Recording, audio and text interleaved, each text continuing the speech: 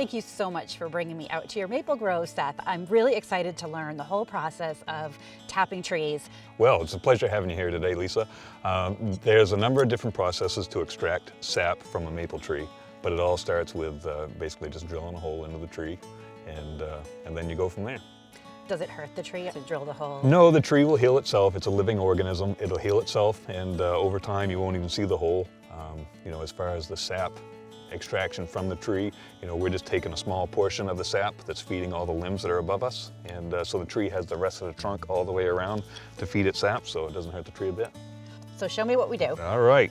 We like to use a nice sharp drill bit so it doesn't chew up the inside of the tree, and we have a nice smooth hole, and we just simply in and out, just like that. So you went in a couple inches. Yeah, it's about an inch or so in there. Okay. So then we just simply put our spile in there, give it a few taps so there's a decent seal on there. That's what it's called, tapping a tree. That's tapping a tree. That's exactly it. All right. Then we just simply hang a bucket on there, put a cover on, keep the snow out. So how soon will the sap start flowing? Mother Nature is the one who decides it all, but 20 degrees or so in the evening or at night, and then 40-ish during the day with some nice bright sunshine. That'll spark the tree to start thinking it's springtime and start creating some leaves. I love this because it's so traditional, and you just drive by and sometimes see them on the side of the road, but you don't actually collect the sap this way any longer. No, we like to put these out for people to see. It's not the best way to produce maple sap. There's a new means. We use a vacuum system now to pull sap out of the tree, and that's what producers are using mostly now.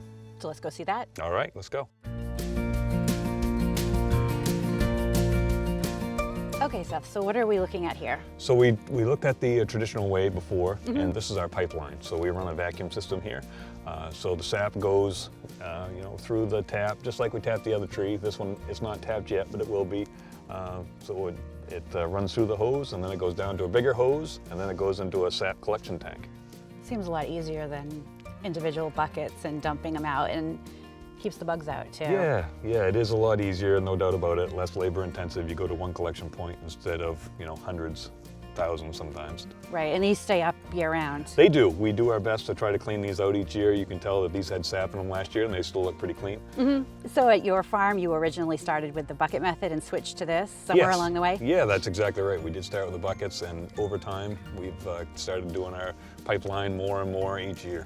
How many gallons of sap do you collect, and then how much syrup does that translate into?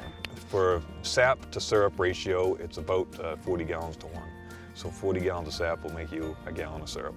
So this year, how many trees will you have tapped on your property? We'll be around 1,000 taps this year, we think. It's Wow. it's kind of hard to tell when you're going through them and putting up the lines, but when we start putting up the taps, we'll have a good count, but it'll be around 1,000. So I noticed this is sort of sloped downhill, I assume for a reason. Yes. Gravity. So where does all this sap end up? Well, we have a couple of collection points around the property, and we'll go down and check out one of them. Great. So all the lines lead to this. So Yes. what do we have here? This is what we call a Sap Collection Area, and Okay. basically we don't have it quite hooked up yet, but in the very near future, our vacuum pump will be pulling a vacuum on the pipeline, pulling the sap out of the trees. It'll come through the releaser, and then as the releaser fills up, it'll dump it into our tank, and we'll come along with our gators and remove the sap and take it back up to the sugar house. All right, so let's head back and see where all the magic happens. Great.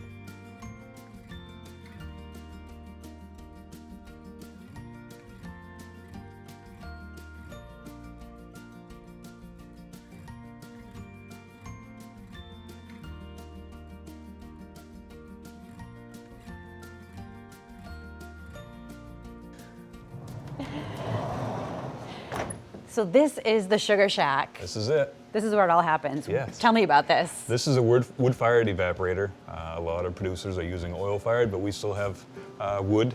Okay. So this is where all the sap gets evaporated and turned into syrup. The sap, we bring it in, and then eventually it goes into the big tank upstairs. It gets gravity fed down into the back of the evaporator, and through specific gravity, as it gets thicker, it'll move through this pan and it'll become closer to syrup as it goes, and then it goes down into the finished pan in the front. So it knows when it's done and it moves into the pan. Exactly. That's pretty exactly. cool. So how long does it take from sap to syrup, roughly? Because it's such a big unit, we can put 150 gallons of sap in here. You know, it's hard to kind of calculate just when that sap goes from there to syrup. Right, but it's relatively quickly, I guess, once it gets in here. Yes. And you said it's a wood burner, so you have to put logs in it. Right, yeah, we have to fill wood every 6.5 minutes to keep it going. After you collect the sap, how quickly do you have to get it in here, or does it matter? Can it sit for a while? No, you want to get it in as quick as you can, because Okay. the longer it sits, the starches eat up the sugars, and it takes more to make the syrup. I don't know much about maple syrup, but I do know that there are different grades. There is. The state of Maine requires that we grade our syrup, and we've got a couple of representations here of the different grades. So the lighter being a golden delicate, and then it goes into an amber rich and a dark and a very dark, and then there's a grade B that you can't sell. And you grade them just looking at them and the color? Yeah, you know, you can do that. They provide us with samples so we can grade it that way, but there's also a machine that you can put a sample into, Oh, and cool. it'll grade it for you. Syrup becomes different colors based on the time of year that it's taken. So the later in the year, the darker the syrup most of the time.